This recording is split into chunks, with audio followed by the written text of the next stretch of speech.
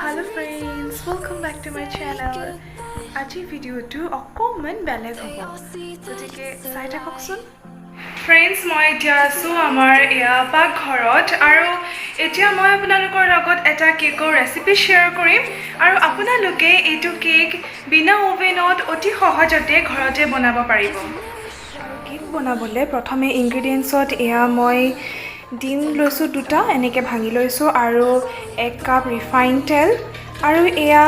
1 cup মই চেনি লৈছোঁ চেনিটো আপোনালোকে কমায়ো ল'ব পাৰে যদি আপোনালোকে মিঠাটো কমকৈ পছন্দ কৰে আৰু এয়া মই লৈছোঁ বেকিং পাউডাৰ 1 চামুচ আৰু এয়া অকণমান ভেনিলা এসেন্স আৰু অকণ সোৱাদ হ'বলৈ এয়া অকণমান মানে এটিপা নিমখ গতিকে আহক আমি ৰেচিপিটো ষ্টাৰ্ট কৰোঁ এতিয়া আমি আটাইখিনি বস্তু মিক্সাৰত দি পেলাই ধুনীয়াকৈ এটা পেষ্ট বনাই ল'ব লাগিব গতিকে প্ৰথমতে মই ৰিফাইন তেলখিনি দি দিলোঁ আৰু এতিয়া মই ডিমখিনিও দি দিম আৰু তাৰপিছত এতিয়া মই চেনি কাপো ধুনীয়াকৈ মিক্সাৰটোত দি দিম আৰু ইয়াৰ লগতে মই ইয়াত দি দিম অথনি মই লৈ লোৱা অলপমান ভেনিলা এসেন্স আৰু ইয়াতে মই দি দিম 1 টিপা নিমখ আৰু আটাইখিনি এতিয়া মই ধুনীয়াকৈ মিক্সাৰত এটা পেষ্ট বনাই ল'ম এতিয়া মই এটা পাত্ৰত এয়া 1 কাপ ময়দা লৈ লৈছোঁ আৰু ইয়াতে মই 1 চামুচ বেকিং পাউডাৰ দি দিম আৰু অথনি বনোৱা পেষ্টটো ইয়াত ধুনীয়াকৈ মই ওপৰৰ পৰা দি দিম আৰু মই এতিয়া এইখিনি ধুনীয়াকৈ এখন চামুচেৰে মিক্স কৰি দিম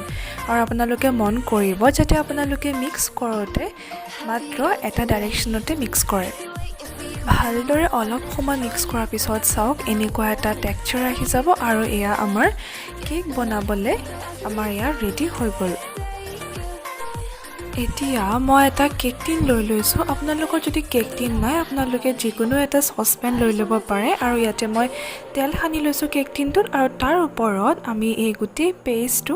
ধুনীয়াকৈ দি দিম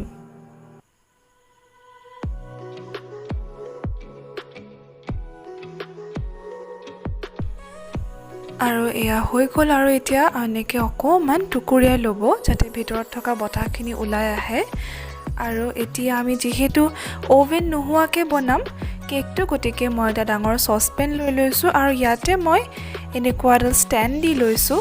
আচলতে ষ্টেণ্ডডাল মই একদম কেক বনাই অৱস্থা জোৱাই পেলাইছোঁ একেবাৰে কালাৰটো আৰু এই ষ্টেণ্ডডালৰ ওপৰত মই এতিয়া কেক টিনটো দি দিম আৰু এতিয়া মই গেছটো একেবাৰে চিম কৰি পেলাই একেবাৰে ল' কৰি তাতে মই চচপেনটো বঢ়াই দিছোঁ আৰু এতিয়া এনেকৈ এখন ঢাকনিখন লগাই এখন কাপোৰেৰে মই ধুনীয়াকৈ বান্ধি থৈছোঁ আৰু এনেকৈ ঢাকনিখন লগাই প্ৰায় 30 মিনিট সময় থৈ দিব এতিয়া আধা ঘণ্টাৰ পিছত মই ঢাকনিখন গুচাই কেকটো এনেকৈ এডাল ষ্টিকেৰে মই চেক কৰিম আৰু আপোনালোকে চাব যদি ষ্টিকডাল একেবাৰে শুকান হৈ ওলাই আহিছে তাৰমানে আমাৰ কেকটো ৰেডি হৈ গ'ল আৰু এতিয়া মোৰ ষ্টিকডাল একেবাৰে শুকান হৈ ওলাই আহিছে আৰু এয়া কেক আমাৰ ৰেডি এতিয়া কেকটো চচপেনটোৰ পৰা উলিয়াই এনেকৈ কেক টিনটো মই বাহিৰত ঠাণ্ডা হ'বৰ কাৰণে থৈ দিছোঁ অলপ টাইম টিনটো ঠাণ্ডা হোৱাৰ পিছত এতিয়া মই কেকটো এখন ডিছত উলিয়াই লৈছোঁ আৰু চাওকচোন ইমান ধুনীয়াকৈ এটা পাৰফেক্ট শ্বেপত কেকটো ওলাই আহিছে আৰু এতিয়া নেক্সট পাৰ্টত আমি কেকটো ডেক'ৰেশ্যন কৰিব লাগিব গতিকে মই ডেক'ৰেশ্যনৰ কাৰণে ইয়াৰ ওপৰত মই ড্ৰাই ফ্ৰুইটছ দিম মই কাজু দি দিম কাজু সৰু সৰুকৈ কাটি ওপৰত দি দিছোঁ আৰু লগতে মই এলমণ্ডছ দি দিছোঁ আৰু ইয়াৰ ওপৰতে মই দি দিম অলপমান কৰ্ণফ্লেক্সৰ গুড়ি এনেকৈ আপোনালোকে এবাৰ খাই চাবচোন কেকটো সঁচাই বহুত সোৱাদ হয় আৰু বহুত ছফ্ট হয় খাবলৈও বহুত ভাল লাগে গতিকে এতিয়া মোৰ কেক বনি ৰেডি আৰু চাওক এইটো কেক কিমান ধুনীয়া হৈছে দেখিবলৈ ধুনীয়া লাগিছে আৰু খাবলৈও বিৰাট সোৱাদ হয় এনেকৈ আপোনালোকে দেখিলে কিমান সহজতে কিমান মানে ইজিলি ইমান সুন্দৰকৈ এটা কেক বনাই পেলালোঁ আমি আপোনালোকক এতিয়া মই কেকটো অকণমান কাটি দেখাইছোঁ আৰু এয়া চাওক কেকটো কিমান স্পঞ্জি আৰু কিমান ছফ্ট হৈছে আপোনালোকে নিশ্চয় এনেকৈ এবাৰ খাই চাব কেক চেক বনালোঁ আৰু কি কৰিছ আৰু আমি কেক খালোঁ আৰু এতিয়া এফালে আমাৰ মৰমৰ ভণ্টিয়ে এতিয়া আমাক এটা গান গাই শুনাব কি গান গাবি মায়া মই গা লাজ নকৰিবি নকৰো গা মায়া মই ৰূপালী জোনা ছায়া ঘন সৰলৰে পা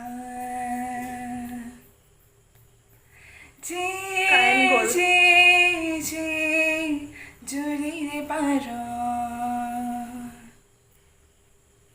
পামনে মই পামনে এটা কাম কৰ গাই থাক এফালে ঘূৰ এফালে ঘূৰ কাৰেণ্ট গ'ল ন ইফালে লাইটটো অফ হৈ গ'ল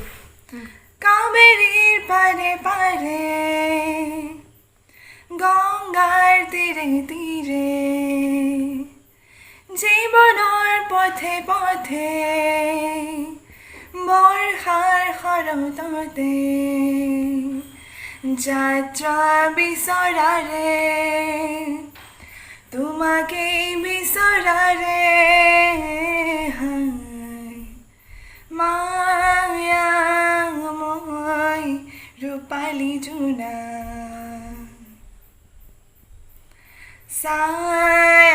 ছায়াখন সৰলৰে পা থেংক ইউ হৈ গ'ল গাই গতিকে ফ্ৰেণ্ডছ কেনেকুৱা হ'ল আপোনালোকে ক'ব মোৰ ভণ্টিৰ গানটো আৰু এতিয়া মায়ে বনাই আছে পাকঘৰত ৰাতিৰ ডিনাৰ গতিকে ব'লক মায়ে কি বনাইছে চাওঁগৈ ৰাতিৰ আহাৰৰ কাৰণে মায়ে এয়া বনাইছে মটৰৰ ঘুগুনি আৰু লগতে ইফালে মায়ে ভাজি আছে এয়া পাণমৰিচ মানে পাণমৰিচখিনি দোকানৰ পৰা কিনি আনিছিলোঁ তাৰপিছত এইখিনি ধুই পখালি ৰ'দত দি এতিয়া মায়ে ভাজি আছে আৰু আমি এতিয়া এয়া মটৰৰ ঘুগুনিৰ লগত এয়া খাম ৰুটি এতিয়া সময় প্ৰায় 10:30মান হৈছে আৰু এতিয়া আমি কৰিম আমাৰ ৰাতিৰ ডিনাৰ আৰু খাই মেলি অকণমান টেবুলত বহিব লাগিব মানে পঢ়া টেবুলত বহিব লাগিব কাৰণ আমাৰ ডিগ্ৰী এতিয়া পৰীক্ষাবোৰ প্ৰায় ওচৰ পাইছেহি আৰু নপঢ়িলে মায়ে খুব গালি পাৰে মানে মইতো ইমান পঢ়াত নাই হ'লেও মাক দেখুৱাই পেলাই অকণমান টেবুলত বহিম আৰু যদি মোৰ এইটো ৰেচিপি চাই পেলাই ভাল পালে তেতিয়াহ'লে প্লিজ লাইক কৰি দিব আৰু যদি আপোনালোকে মোৰ চেনেলটো এতিয়ালৈকে ছাবস্ক্ৰাইব কৰা নাই প্লিজ ছাবস্ক্ৰাইব কৰি দিব আগলৈ অন্য এটা ভিডিঅ'ত আকৌ লগ পাম আৰু এটা কথা ছাবস্ক্ৰাইব কৰি বেল আইকনটো টিপি অল কৰিবলৈ নাপাহৰিব কিন্তু আৰু আজিলৈ আহোঁ বাই বাই